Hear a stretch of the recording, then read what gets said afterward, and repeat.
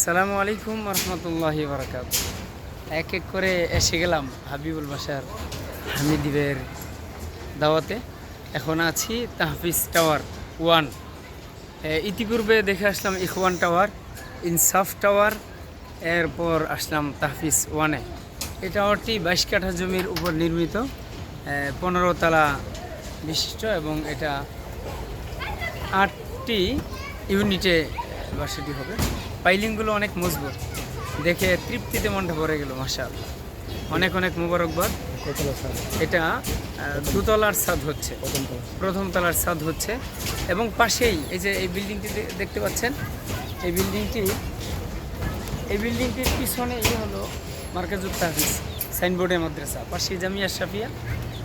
একেবারে সুন্দর একটা লোকেশন, মেইন রোড এখান থেকে দেখা যায়, গাড়িগুলো চলতেছে, ওই যে দেখা যাচ্ছে গাড়ি যাচ্ছে, অনেক সুন্দর জায়গা।